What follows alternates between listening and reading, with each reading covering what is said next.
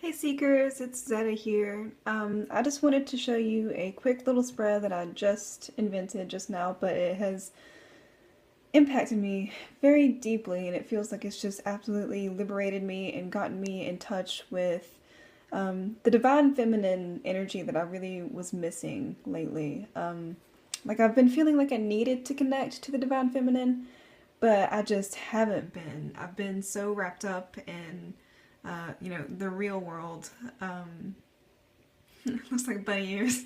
But I've been so wrapped up in like all of these perceived problems and stress that I've been going through of working at a really crazy job and trying to move, and also comparing my own pace to everyone else's pace. And I've just really felt disconnected. So I sat down, not to do a reading at all today, actually. I was just gonna um, get into my planner and plan out what I needed to do today, but then I just felt the desire to do a reading so strongly that I couldn't ignore it. So I grabbed a deck that I haven't used in a little while, which is the Goddess Tarot, and I separated the Major Arcana over here and the Minor Arcana, and I took the Major Arcana part and I was like, I am looking for a lesson from the Divine Feminine. So any of these Major Arcana cards, which are all associated with goddesses in this deck, you know, whoever wants to teach me a lesson, please come out and do so. So I shuffled and I pulled Isis, which is the magician in this deck. And that felt really powerful for me before I ever even pulled any other cards because I just haven't felt the magic in such a long time. It feels like, I mean, at least a few months, which is a long time for me, to feel so disconnected and discombobulated in a way. So I knew that Isis, or the magician, had something to show me about how I can use my own power to get myself out of the situation or to find clarity or,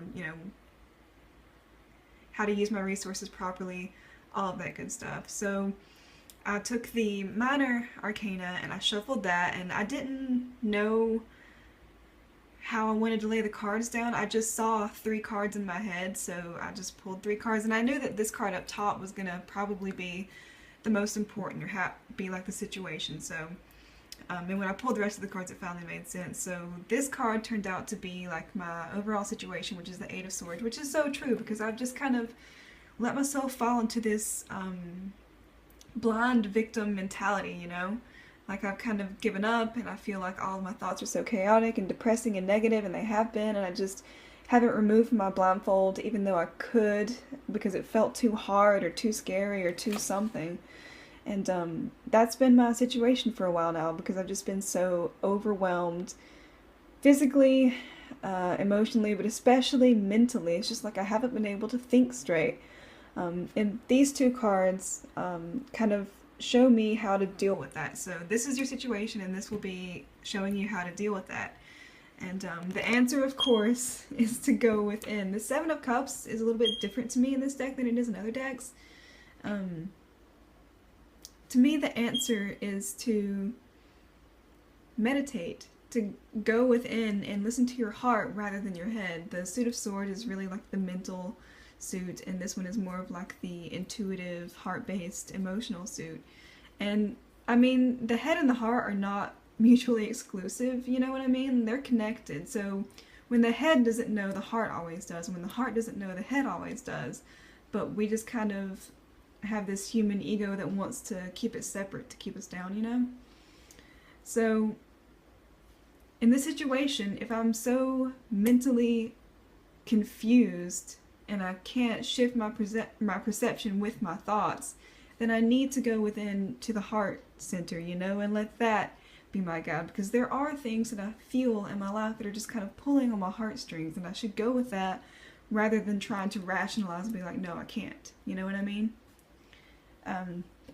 And if I do that, then I have to just kind of trust that it's going to lead me to the most fulfilling place in my life. Even maybe if the decisions that I make based on how I feel take me somewhere that might seem chaotic to anybody else on the outside, I need to kind of forget about that and be like, look, I'm living for my own joy.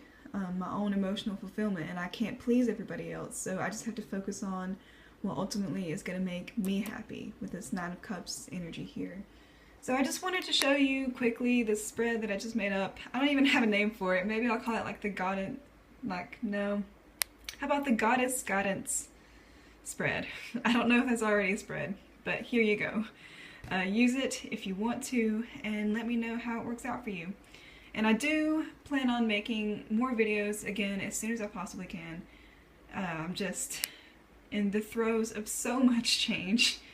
But it's actually, things are moving forward faster than I thought they were, which of course stresses me out a little bit more, but it's a good thing. So anyway, thank you for watching, and until next time, namaste.